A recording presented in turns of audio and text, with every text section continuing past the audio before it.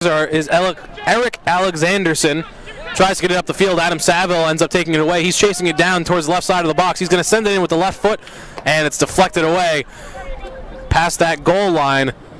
So it'll be a corner kick for the Pride to start this second half. Now, after 2 minutes have ticked off, you'll see yet another corner kick. And Saville, again, he just looks like he has another gauge running. And when you have a goal in the game and you have an assist, it has to make you feel good if you're Adam Saville. And the fact that he was able to really get a burst of speed into the corner, it shows how motivated he is right now. Joe Holland down in that left corner with Andreas Iosafidis. Quick little touch now. Holland gives all the way out. Rory Murphy, left-footed strike from right away. And that is saved by Afflerbach. Pretty straightforward shot there by Rory Murphy, straight away in front of the net. Afflerbach had no trouble seeing that one. Even from our vantage point, you could see the lane where that ball was going to travel. Rory Murphy had an open shooting lane, but because he was able to curve a little bit, Afflerbach had to make a nice save stepping out of the little box. Right in the middle of the field, Pride trying to move up. Manny Walcott with it to Joe Holland. One touch up to Luke Brown, and he'll be called for an offsides.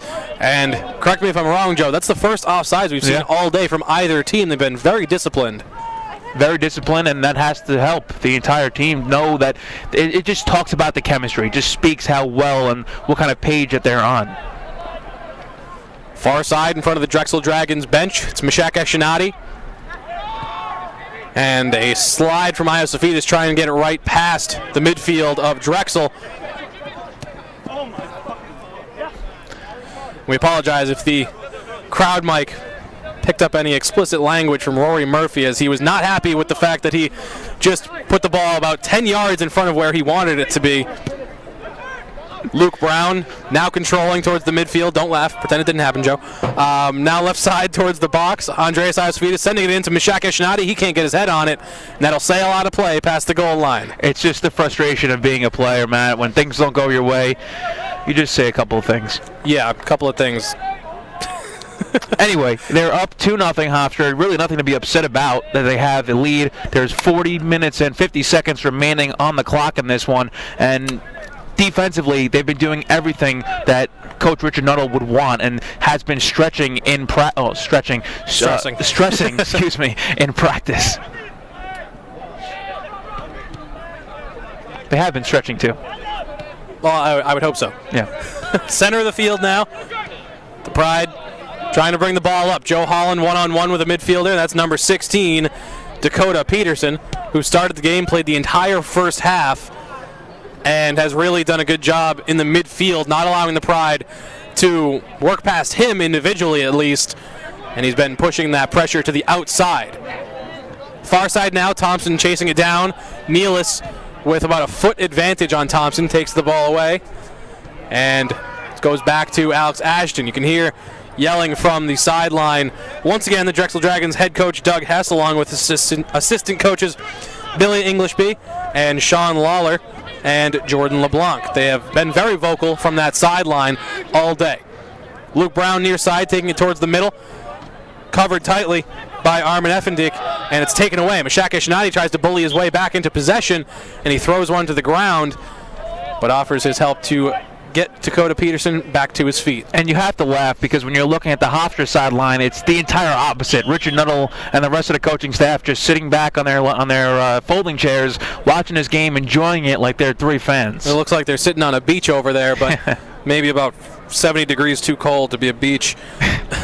As we see, a little bit, this is the first time in quite some time that Richard Nuttall has been sitting down and not as vocal as usual. Enjoying the game, really. Yeah, he's a very vocal coach as a ball squeaks out, and the shot is put on by Colin McGlynn, and the first save of the day by Alex Ashton. That's that's the second shot, the first shot on goal for the Drexel Dragons. But Richard Nuttall, a very, very, very vocal coach. If you're not doing something out there that he wants you to do, or you're doing something that he doesn't like, he has no problem, absolutely screaming at you. And it's to his credit, because he makes his guys better by pointing them out as soon as he sees the flaws.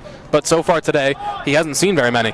Well, Richard Nuttall, 28 seasons now with the Hofstra Pride as coach of this men's soccer team, and he just provides that stability, that leadership on the sideline, and players love playing for him. Great guy to talk to. I know we love him here at WRHU. We love talking with him, and there's nothing better than a coach that has a relationship with the media and on the field with his players. Rory Murphy doing it all in the midfield and in the attacking third, ensuring that the Pride move up the field and keep it there.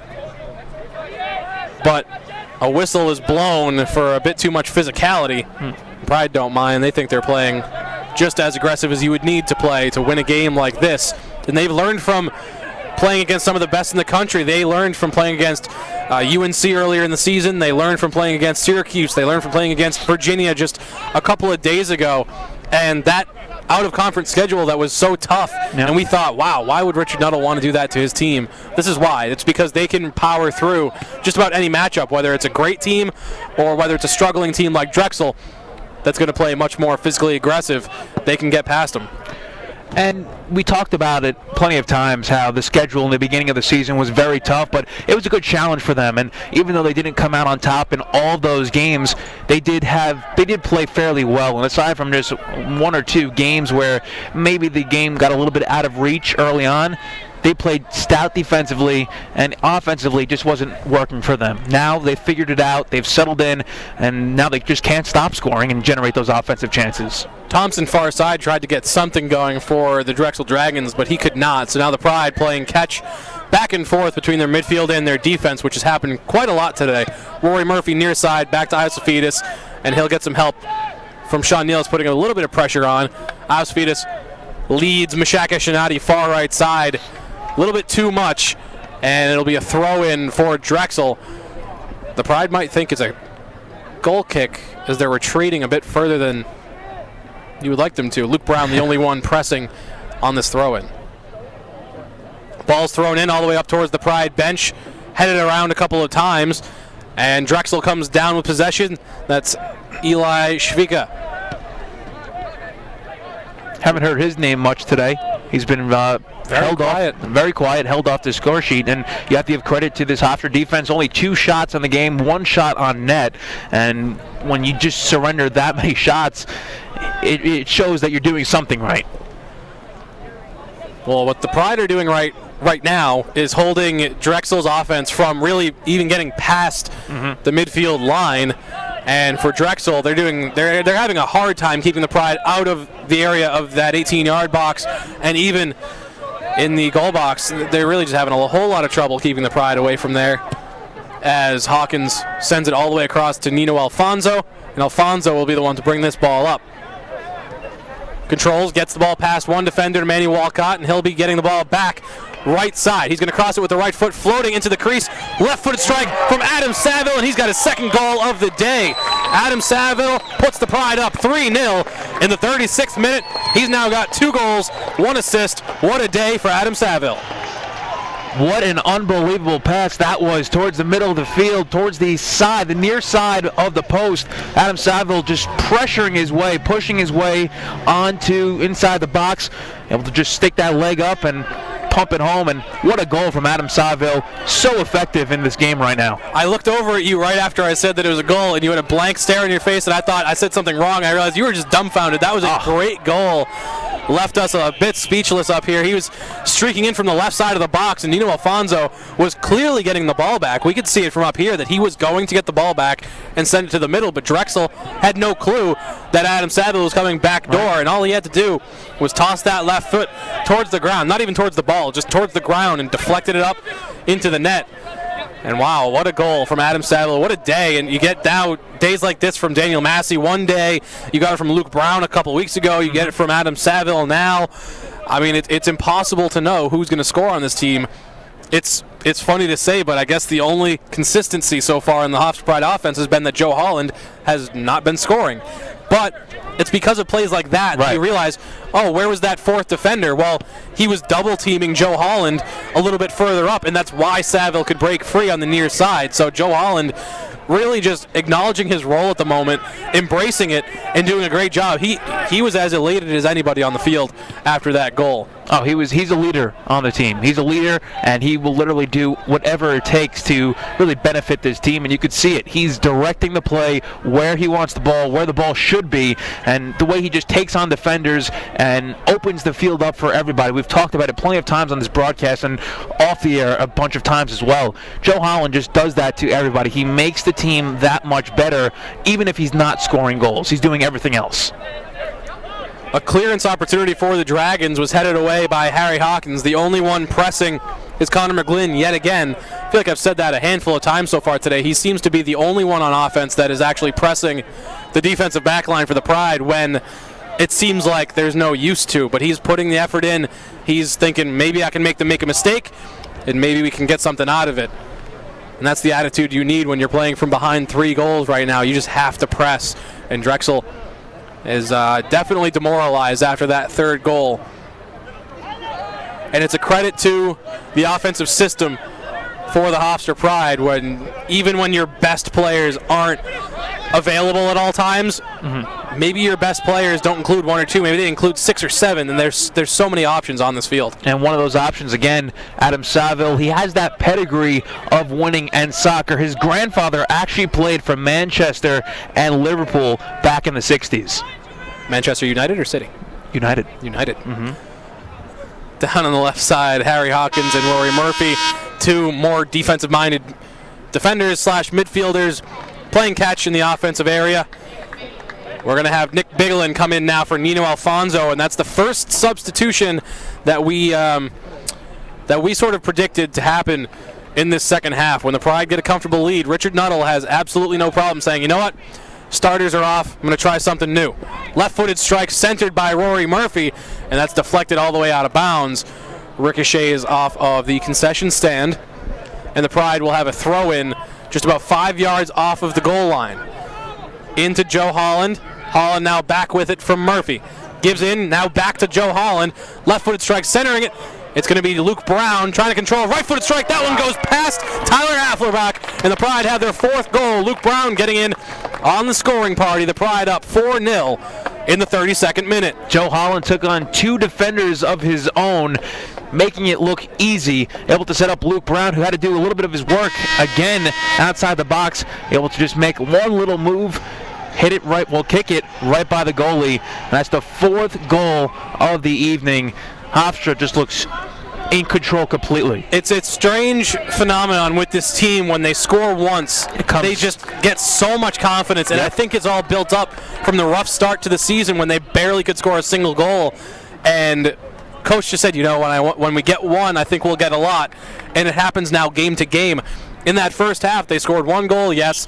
Took them a little bit to score the 2nd goal, but after that 2nd goal, they had about 3 or 4 quality chances where they could have scored yet again. Right. And now they score in the second half. Just a few minutes later, they score yet again. They have a lot of confidence that gets built off of scoring goals, and it's a good sign because they have so many guys that can get that job done. And it just...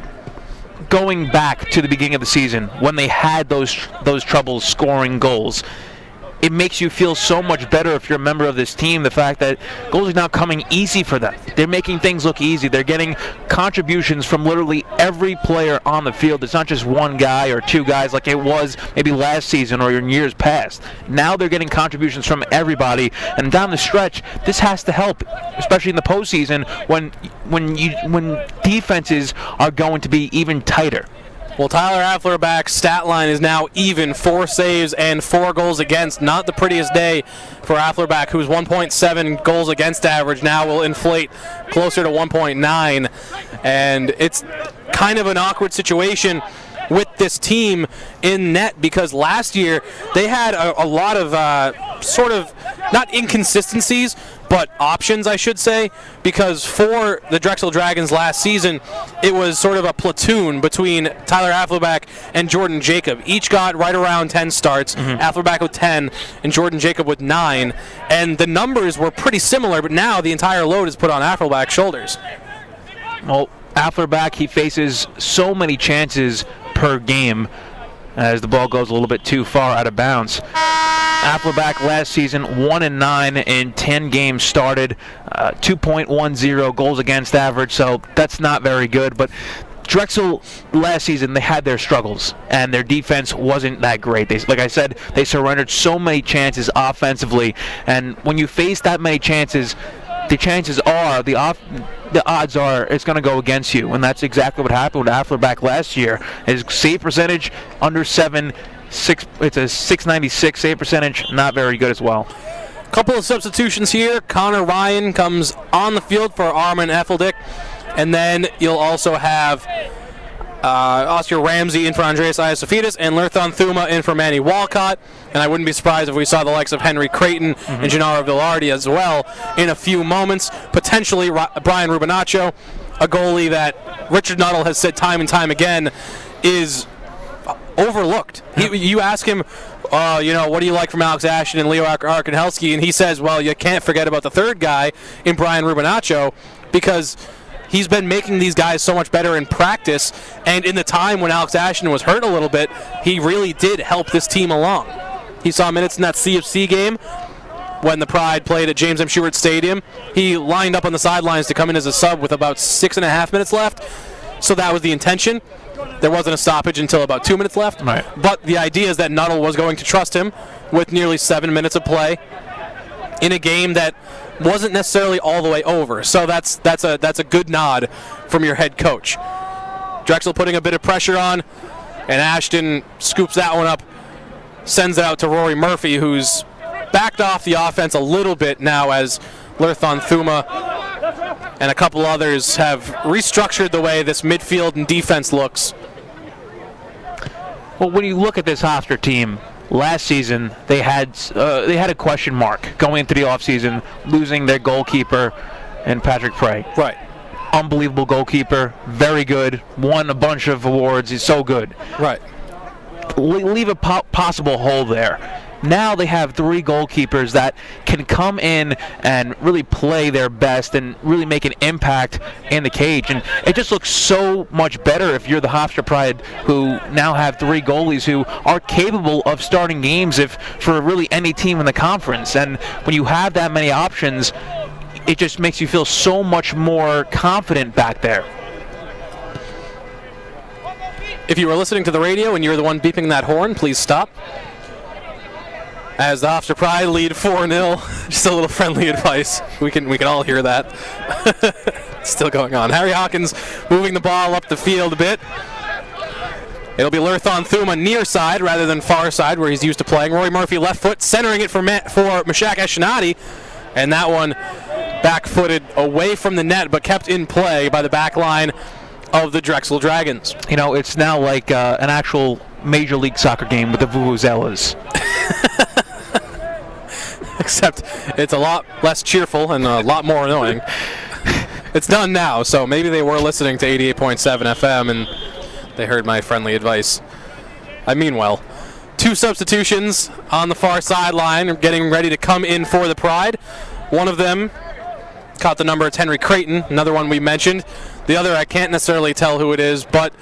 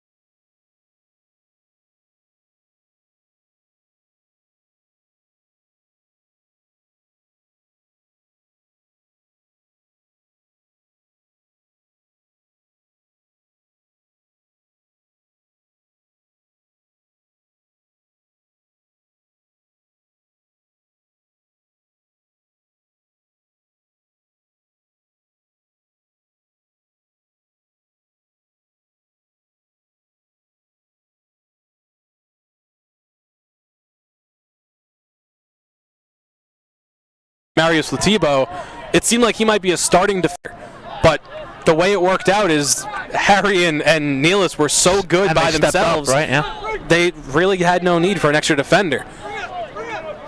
And John Fraser, he'll get most likely the remainder of this game, even though the game is most likely out of reach at this point, up 4-0.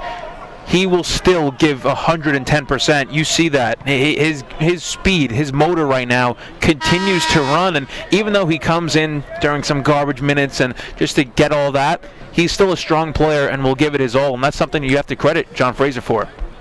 I know you can see our desk. I don't have a crystal ball, but now it's Brian Rubinaccio. So nearly every guy that we predicted would come into this game has now come onto the field. It's good to see. I mean, I'm obviously... was that a hot take earlier on? It wasn't necessarily a hot take. It was just there were guys that I know would benefit from being on the field based on what Coach Nuttall has said in the past. We really want to get this guy working in. We really want to get that guy working in. And all of them are on the field right now. So I think after the game, one of the first questions we have to ask him is, how happy are you that you got nearly every substitute on the field playing well together? Because that gives you essentially a full second string. It's not all that common in NCAA soccer to have not only a solid starting 11, but almost a full backup 11 that's just as good and just as capable of holding a lead.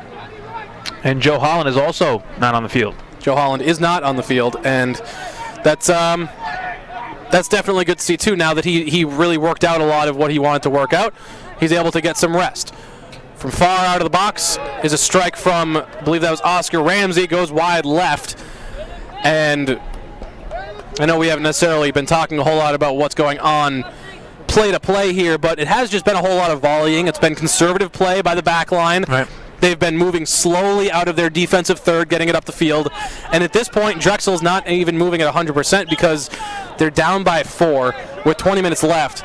God forbid you push yourself over the edge and you see a third injury of the day to your squad. That would not be ideal. So I think Drexel's doing the smart thing, playing semi-conservative, but still with a little bit of a fire still burning. They definitely want to at least get one goal to, snap the skid. Yeah, snap the skid, ease the pain a little bit, and especially for an offense that has struggled so mightily in conference play, where no one has a point in conference play. There's a point that you mentioned earlier on about Hofstra having the anchors, the veteran anchors surrounding the younger players of this team. And that really amounts to more than any words that you could say, because when you have the young players learning from the veterans saying, do this or do that or don't do this and don't do that, it helps them progress and it helps them learn and it helps them get the experience needed for next season when some of the veterans may not be here and others will. Strike inside the box, Colin McGlynn sends that in, and it is fought for on the far side, and it looks like it will stay Drexel ball after a hard-fought battle between Henry Creighton and I believe that was McGlynn yet again getting all the way over there. 2 more substitutions for the Drexel Dragons. It's going to be Warren Lewis as well as Tristan Thompson. So going off is Eric Alexander as well as Alejandro Quinones. So a couple substitutions for Drexel, but not going to their backups. They're going to sort of their split time guys. A throw in far side gets all the way inside the box. They're probably just trying to clear it out at this point. Thompson gets his head up on it, and it'll be cleared out by Sean Nealis, who I believe currently is the only starter that has yet to be substituted for. A couple of the starters have come back onto the field after being substituted, but he's the only one that has been playing all 90. Thompson gets inside the box, feeds it up to number 23. That's Colin McGlynn, and he tosses it left corner for a goal. And that means the Pride up 4-1. So Brian Rubinaccio, in just a few minutes of action, allows a goal to Tristan Thompson. Well, definitely not a devastating goal, Joe. I'm sorry, definitely not a devastating goal, but definitely not a good one. And now Sean Nealis limps off the field, and this is exactly what you did not want to see in garbage time. Well, Sean Nealis, he got his pocket picked on a beautiful play, made from Thompson, able to throw it towards, or kick it towards the middle of the field. And Nealis looks in a ton of pain right now, crouched over by the net on the right side of the field. Well, initially he went down and was crouched, which is strange because if it's a leg injury or an or I guess a shoulder or arm type thing, you're not going to put pressure on your arms and your legs. You would be laying on your back. So I'm not really sure exactly what it is, but he was helped off initially by Brian Rubinaccio, who saw it happen, and now he's being helped away by 3 trainers down on the goal line as play resumes, and it looks like the Pride will essentially just boot this one up the field and try to get away from the back line so the back line can gain a little bit more composure. Harry Hawkins came back onto the field. Whistle is blown. It'll be a goal kick for Tyler Athlerbach. You just hope that Nealis isn't seriously hurt, especially in a game like this when it's a 4-1 midway through, a little bit past midway through this final half. You hope that the injury isn't serious, and he looks like he's walking back just fine towards the sideline. He's still got a bit of a limp, but he's passing the Drexel bench right now with 3 trainers without any help walking. So it could be a stinger, it could be a hyperextension, it could just be who knows what, but he is walking all right. Ideally, that means no sort of structural damage to the defender who has really kept the Pride alive in so many games playing alongside Harry Hawkins. Right. The loss of Sean Nealis would be just as, if not more devastating than losing Daniel Grundy to that groin injury last year. The difference is the backup to Grundy was Nealis. Right now, the backup to Nealis is, I suppose, Hakan Wikeltny, who hasn't really gotten a whole lot of experience. I guess in that instance, they might use John Fraser since he is an upperclassman. The difference is Hakan Wikeltny is pretty sizable, standing at 6'4". John Fraser is 5'8". So if you want to maintain that intimidation factor that you get from Nealis, and I say that because Sean Nealis is 6'4" as well, and he really just has his way with a lot of these attackers that are sub 6 foot. So Hakan Wikeltny would be the understandable option because you can keep some size on that back line. But if you want experience and you want more leadership, it would be John Fraser. Yeah, that is all if Sean Nealis is unable to make it all 90 minutes in any game moving forward. Well, Fraser had 207 minutes played in total this year outside of this one. Hakan Wikeltny only 118 minutes, so it's that experience factor like you said. Obviously, there's a bunch of different things. You don't want to speculate on the injury. Hopefully, Nealis will be back for the next one, but it's important to leave him off the field at least for the remainder of this one. Fraser feeds it up to Henry Creighton, who slides after it, and that ball will go out of play past the goal line, and I believe they'll call it a corner kick. Mm-hmm. That will be a corner kick, right? It will be a corner kick, even though it looked like it went off Henry Creighton last, but the Pride luck out. So Saville will go over and take that corner. And it looks like Oscar Ramsey will be the one assisting him on that corner going down there, similar to how Saville or Iosafidis was helping out Holland, I should say, right, on those corners. So Saville in there, running up, left-footed strike, sends it into the box, heads are on it, and that gets deflected out of the box, and it's one of the Thompson brothers to regain possession.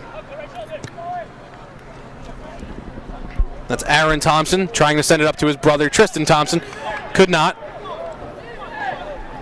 So it'll be a throw-in for the Pride in front of the Drexel, in between the Drexel bench and the scorer's table.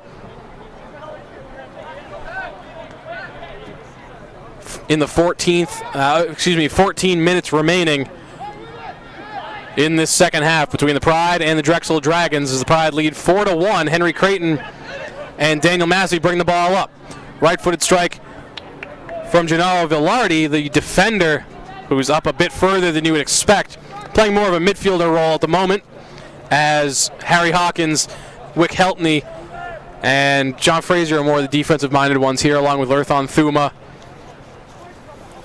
So Gennaro Villardi getting a bit more opportunity to play offensively. And before the game, when we were talking to Coach Richard Nuttall, he was talking about how important it was to not underestimate this opponent. And really, Hofstra showed no evidence of underestimating the opponent at all today. They came out strong. They played a very tough game. Defensively, they played really spectacular. Offensively, they generated chance after chance and dominated in certain stretches. So there was no evidence at all of them underestimating Drexel. Drexel isn't as built as Hofstra, so that's the reason why. But eventually, if this clock winds down and the results will pan out the way it is, it looks like another victory for the Hofstra Pride, another conference victory, and you would have to love that, the fact that they're still undefeated and just being so effective in this conference. The injury to Sean Nealis is being tended to on the sideline. Looks like his right leg is being wrapped up a bit, so we'll try to get you in the future any indication of injury.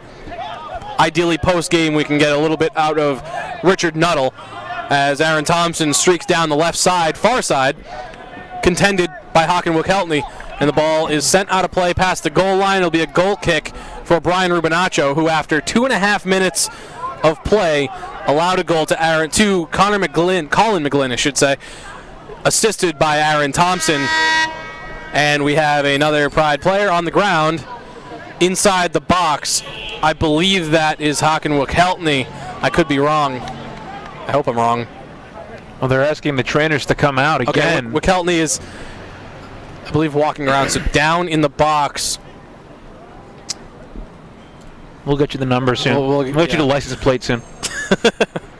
11:41 left in this second half. And these trainers have to now run away from Sean Nealis, who is obviously not happy that his trainers are leaving him because he's in pain, to go tend to one of his fellow defenders, who's also now down in the box.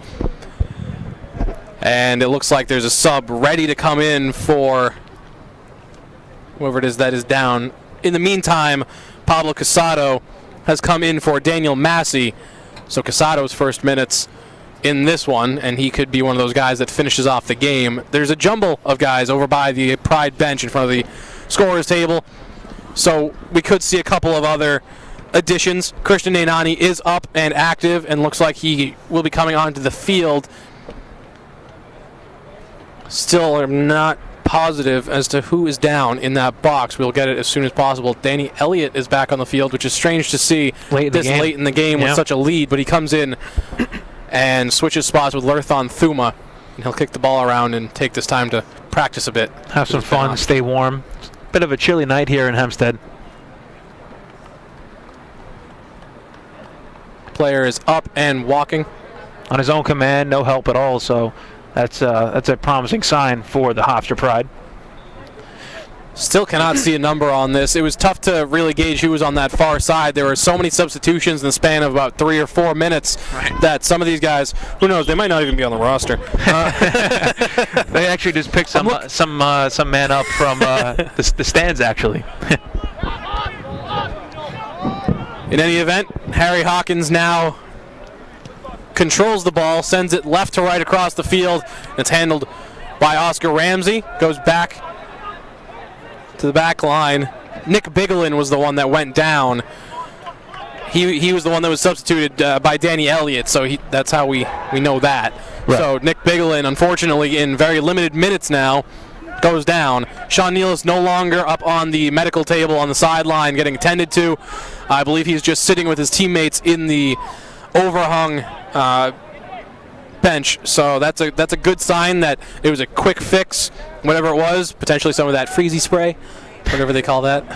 That it's literally just to make you feel a little bit better. It's just like winter in a can. They just spray it on your leg or wherever you're hurt, and it's like an immediate ice pack. This is almost like winter outside in Hempstead.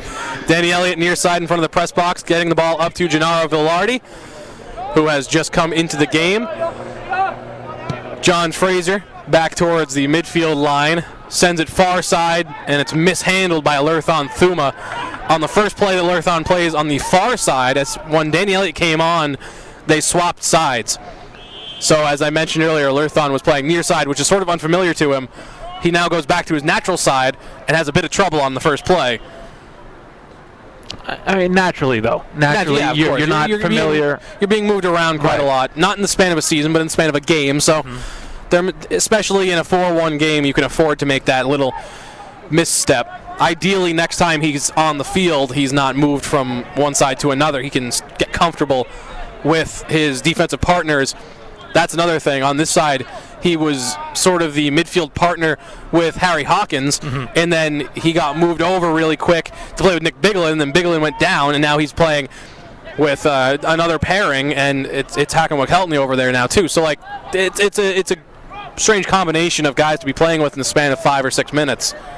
And really all they see is during practice time they see one another. During the games they're typically not in them. Right. So that's why a little bit of the chemistry that we saw earlier on from Hofstra with all the usual starters, typically they have that chemistry. But not right now, but in 4-1 game, 9 minutes to go, it's not that big of a concern. Obviously you want that to be strong, but they'll adjust as time goes on. Velarde handles in the left corner, gives out to Danny Elliott, just being played one-on-one by Tristan Thompson. Elliott elects to go far side, back over to Lerthon Thuma, who gives it out to Fraser. Fraser, right-footed strike inside the box, deflected out. It'll be Oscar Ramsey to settle it down. He'll probably take a shot with his right foot, and that's deflected out of bounds, and that was deflected by Pablo Casado, the first time he's got a foot on the ball today in his limited time. And it's really interesting that Danny Elliott, like we were talking about earlier, is in this game right now. Talking with Coach Richard Nuttall earlier on in the week, he's basically said they knew the potential of Danny Elliott. He's been a very hot player on this team. Basically, he said, just needs to get simpler. He's so athletic because you cannot stop him one-on-one. Basically, he just needed to start finishing on those few chances that he was getting, and those chances would come more, and it'll all come his way if he continues to push. And in a game like this, when he's on the field, 7 minutes, 55 seconds on the clock, it's just his chance to really master his craft. Right, and I'm sure he's trying to make up for lost time, as last year he had 2 goals, but he only played in 15 games. He started 10 because he tore his ACL mid-season, and it was no longer Danny the backflip Elliott because he couldn't physically do a backflip. Which was disappointing to see, right? It really was, because when he finally got healthy, he was playing at full speed down in Georgetown in the NCAAs. It was still, you could tell he was still a little bit tentative to go leg to leg with anybody, really trying to get past defenders with certain footwork, because he was maybe a little bit shying away from really extending himself too much. As the Thompson brothers connect to send a ball past the goal line, and we'll get another substitution for the Pride. And there's Christian Enani finally, after he was up and down and up and down. He comes in for Adam Saville, who at this point is being treated like a starter, because you typically... Why not? He's having a great game. I mean, if you're a guy on the field and you're being subbed by Adam Saville, you're that good. But if you're Adam Saville and you have as many points as you do today, which, I mean, at the moment he's got 2 goals and 1 assist. Who knows? Maybe he'll come back for another minute and he'll score again. But at the moment, 2 goals and 1 assist, and he is now being taken out for Hakenwick Heltney with 6 minutes left. That's the kind of treatment a typical starter would get. You would get a backup guy in for the final 5-6 minutes of a half, and that's how you know, I earned my little time off. Saville is one of those guys now. He's really made a jump in a short amount of time. He, Luke Brown, Oscar Ramsey have made a huge impact on this team. Daniel Massey, like last Daniel week. I'm saying just freshmen in general, but Daniel Massey's still one of the younger guys who's made a statement saying, I'm here, I'm ready to play, use me in any capacity. As both of these teams volley the ball over and back of midfield. Under 6 minutes here at Hofstra Soccer Stadium. Joe Barone and Matt Durant. He's Joe Barone, I'm Matt Durant. Said that in weird order. It's okay. You're not me and I'm not you. But neither of us are on the field, where it's been an absolute shootout for the Pride. 8 shots on goal, 8 corner kicks, 4 goals. And it's just a great sign for this team. So you're listening to Hofstra Soccer on 88.7 FM WRHU Hempstead, as well as online on our stream simulcast. The Pride still in the offensive third, making the most of what they can get, despite already taking more than I think they expected. And it's amazing the way this offense has been able to keep the ball on that side of the field. Late in the game, you're up by 3 against a team that you know that you are better than. It's it's really nice to see the fact that they've been so strong. Even if the starters aren't in the game, they've still been able to maintain the dominance that they've had the entire game, for pretty much the entirety.